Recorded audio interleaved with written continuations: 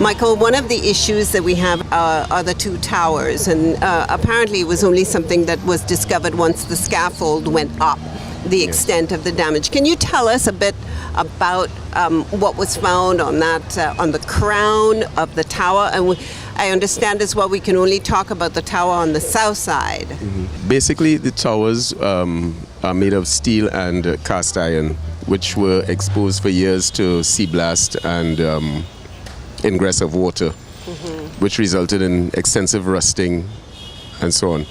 The cast iron was mended, or there were interventions over a period of time with steel. Those steel members, wherever there were interventions, have now been eroded by rust, and it has to be addressed. One must bear in mind that the steel and cast iron members are what anchors the crown on top of the tower. So we now have to go in and try to restore that instead of trying to demolish and rebuild it. Are you then saying that, you know, that crown that sits on the top, that it's anchored into the stone and into the parts of the roof? So yes. Does that mean that you have to, in order to restore it, that you actually have to dig into the other part? No, not necessarily. It's bolts and engineering feats that were done to anchor the tower, but the members, as I said, are eroded through rust over years, and therefore we need to intervene now to arrest that rusting process and brace or re-strengthen the actual crown on top of the towers itself. Now, I understand that this is somewhere in the area of about 1.5 million. That's for replacement? No, we're not replacing. We are trying to restore. Replacement would be way past that.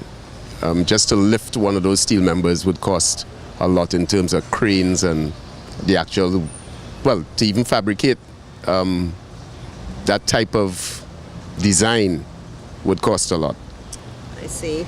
And what's the process? Some of the steel rods that anchor the tower, especially those that seem to be giving the problem, are, well, not hollow, but there's space in between them. So we have to be able to cut and get inside of that space, clean it, and somehow use our chemicals and stuff to be able to deal with the rusting, to arrest the rusting process, and then strengthen the column itself by using lightweight concrete, most likely inside of those columns, to sturdy it up.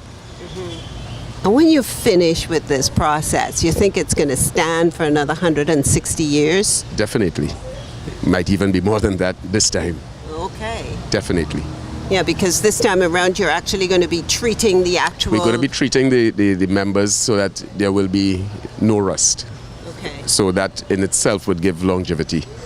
And then one of the things as well, if I understand from, just sitting around some of these meetings, is that once air gets to penetrate on the inside... Correct. Rusting process happens when metal is exposed mainly to oxygen and water.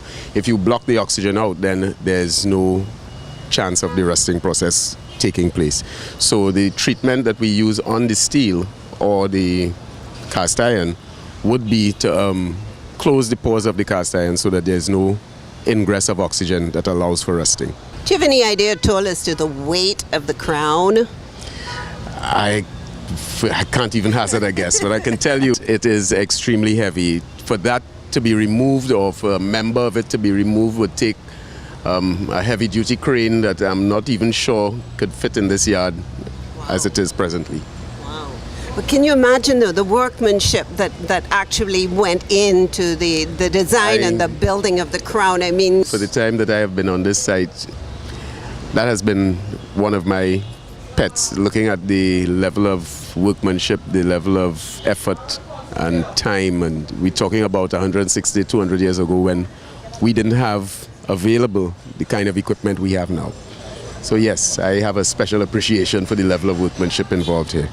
Isn't that just amazing? Well, thanks be to God. Thank you so much, You're Michael, welcome. for joining us. And I'm sure that we're going to come back again to have a look and to have another Please, chat. feel free. Okay, You're welcome. thanks. Thank you. Alrighty. Good day.